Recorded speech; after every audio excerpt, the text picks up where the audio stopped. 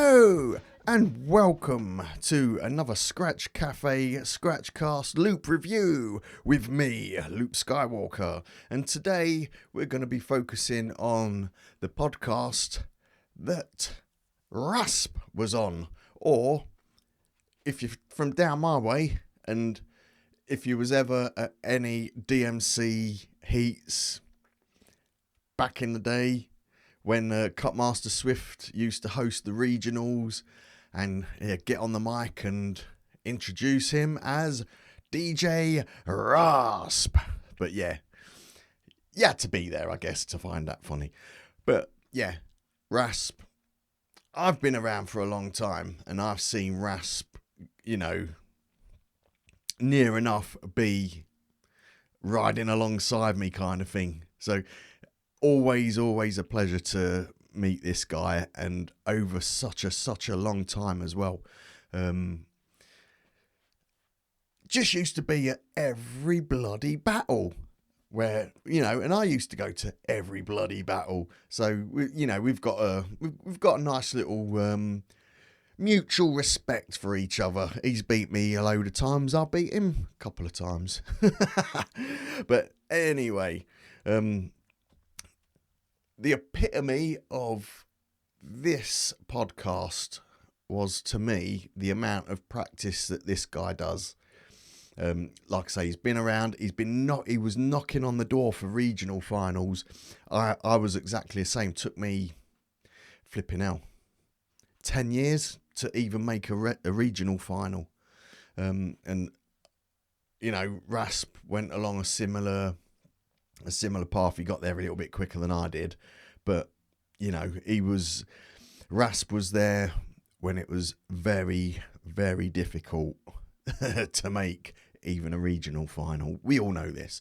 The old school cats will.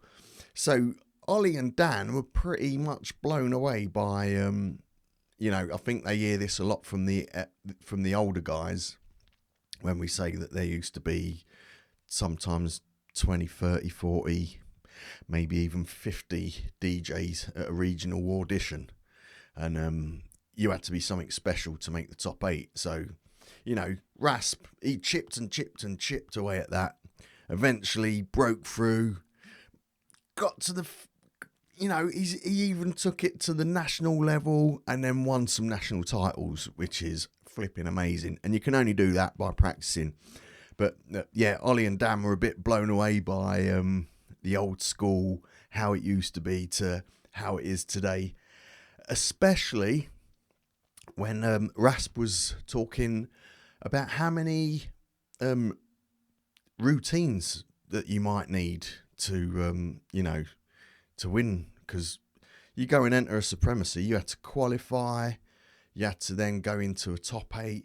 You'd need a lot of routines in your bag and, a good knowledge of when to use those routines. And, Ollie and Dan were a bit blown away by that. There's like, fucking no way. You had to take 10 routines to a battle and know them all. It was tough back in them days, guys. But I can relate an awful lot because, like I say, I've luckily been able to see Rasp's amazing battle career all the way through. And he's just a really, really nice guy. And I last met him in Krakow, and he took a team over to called the Too Nice Crew. And I won't lie, I was sceptical because I thought they just jumped into have a go in the IDAs and it's just going to be a mess about freestyle, which I would have done. If I had a chance to go over, I would have got a crew and gone, that would be all right. You do drums, you do bass, you do... But my mind was absolutely blown by, they hadn't been together for a very long time, Too Nice Crew. And you can see it on the IDA. If you go and see IDA World Official, they've got a page on Facebook. They've got a YouTube page. Go and check the routines there. It's really good. And Surprised he didn't place, to be fair, but no, it was a very, very good routine. So yeah, Rasp, he can do it. Oh, he's does regular DJing, he does producing, dabbles here, there, and everywhere, and I've plugged.